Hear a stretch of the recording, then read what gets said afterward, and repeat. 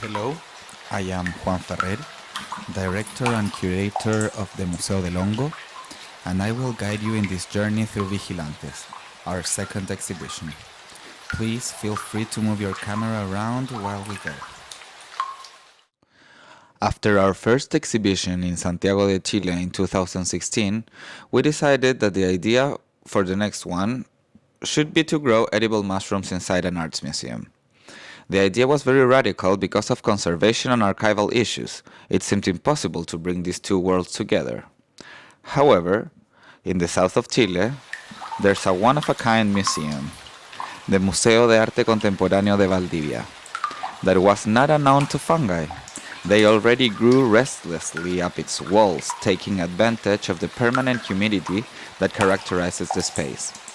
Due to the structural particularities of the museum, its location next to the Calle River, and the climatic characteristics of the area, it appeared to us as the perfect environment to manifest our idea. The oceanic climate of Valdivia provides an exuberant variety of flora, fauna, and fungi, making up the ecoregion of the Valdivian rainforest. In this area, the relationship of people with mushrooms is closer than in northern parts of our country. Because of the abundant fungal biodiversity and wide access to it, the harvesting of edible mushrooms has become a local economic activity. There are also fungi festivals, and mycological research is carried out in the city's university. Let's go to the exhibition now.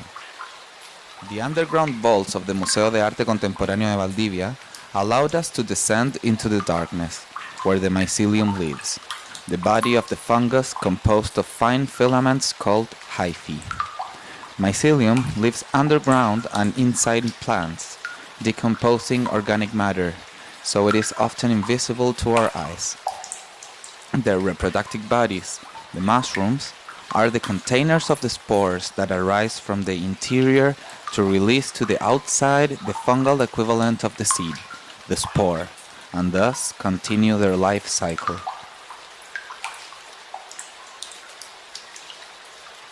You can see that the walls are covered with lime. This lime was used to sterilize the wall and prevent other organisms from growing onto the mushroom crops. In the left wall, and at the end of this hallway, we can see Ivan Navarro's work depicting 4 fungal spores, microscopic bodies of reproduction and dispersal.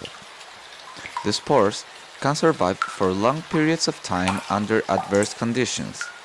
They enter a state of dormancy, a period in the biological cycle of an organism in which growth, development, and physical activity are temporarily suspended. This drastically reduces metabolic activity, allowing the organism to conserve energy until the environmental requirements for proliferation are met. Spores can fly for many years, and there are some that can resist extraterrestrial radiation conditions. They also have different shapes and textures on their surface, these being determining characteristics in the classification of fungal species.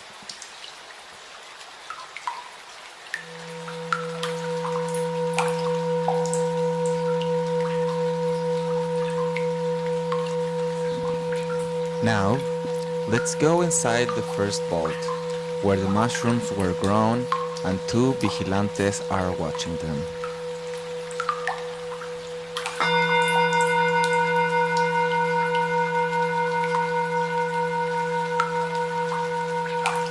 You might be wondering, what was this building built for?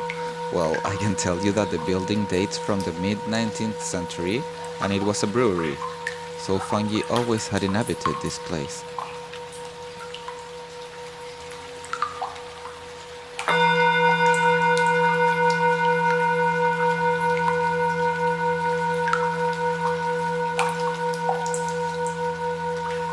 The impulse to exhibit a live mushroom crops also existed in our first exhibition, and is one of the curatorial axes of Museo del Hongo. The last stages of fungal growth can be easily distinguished in the crops, and are quite practical in visualizing their contents. That impulse also entails the idea of transforming the mushrooms into a living work of art, which would mutate, grow, be uprooted, grow again in the course of its exhibition.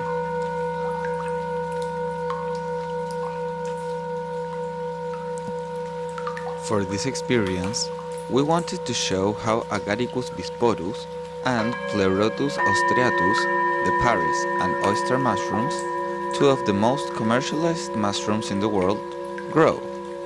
In the lower beds that we can see at each side of the hall, Paris mushrooms grew continuously even after the end of the show. We felt that to introduce this known species and their growing cycle would make people engage more with the whole exhibition.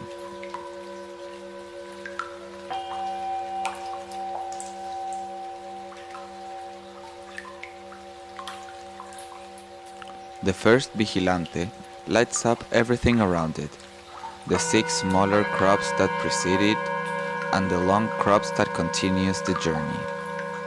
The vigilantes are proposed as a representation of semi-anthropomorphic figures that guard the fungi kingdom. At the same time, the concept of vigilance is taken to make the parallel between the fundamental work of the fungi in the earth. In fact, there are some theories that propose fungi as the main responsibles for the passage from aquatic to a terrestrial life. I like to think about fungi as the vigilantes of life.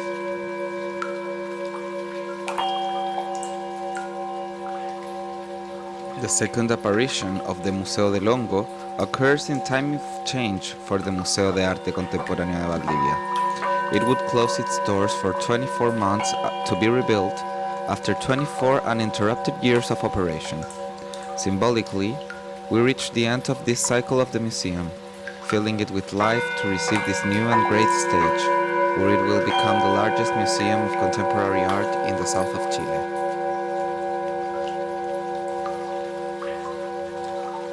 In the shelves that we can see now, Pleurotus austriatus, the oyster mushroom, is growing inside those bags. The team created about 200 of these bags.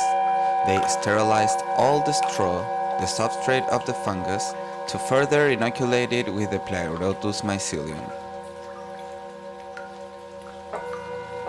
The technique for cultivating these mushrooms is different from the one of Agaricus bisporus, since the later ones are secondary decomposers, meaning that their substrate has to be decomposed in an early stage by other microorganisms.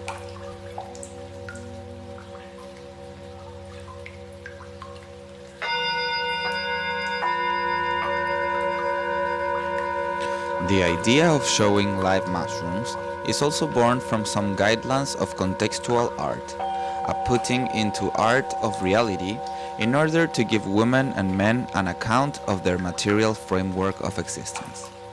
Mushrooms today represent a hope to remediate the damage and abuse of the resources that our planet provided, so exhibiting these crops immediately generates a direct relationship without intermediaries between the work and the real, the nature, the kingdom of fungi. Its exhibition becomes an art focused and founded by the reality of our context, developing a deep experience of empathy and linkage to reality. The second vigilante guards the large pink mycelium of oyster mushroom, which hangs from the sky in the vault. This one is in a corner as a bodyguard.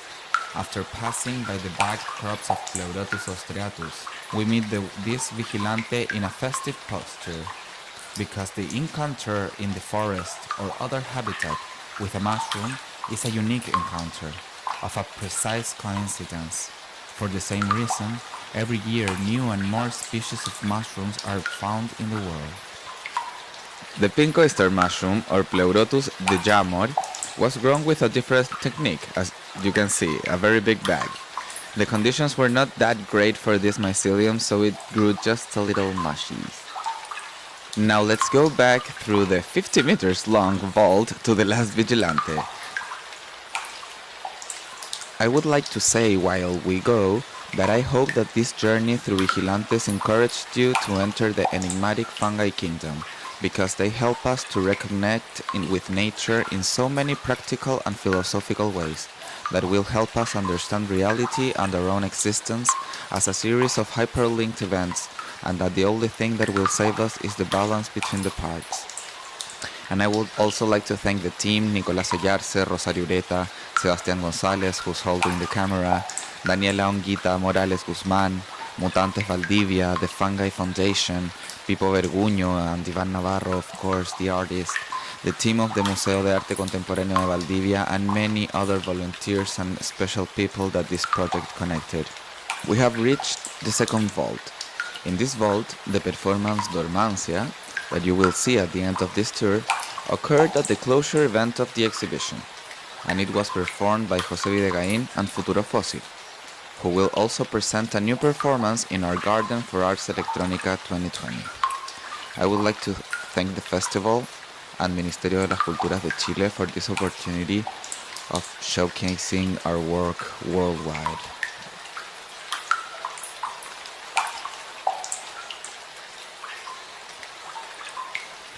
The third vigilante finds himself with a posture of awakening, with a red circle in the center of the chest, because in the last years there are more and more people interested in the kingdom of fungi.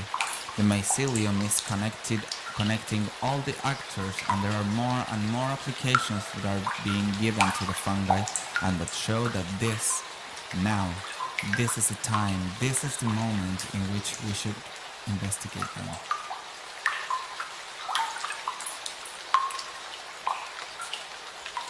Thank you very much for joining us. And now I'm gonna leave you with a performance called Dormancia or Dormancy that was performed at the closure event of Vigilantes, that included also a dinner in which we ate all the mushrooms, well, not all the mushrooms, but a lot of the mushrooms that grew in the vaults. We cooked them, we made a wonderful risotto. So thank you very much again, and I hope to see you sometime and get to know you when the pandemic is over and we can be together again. Bye.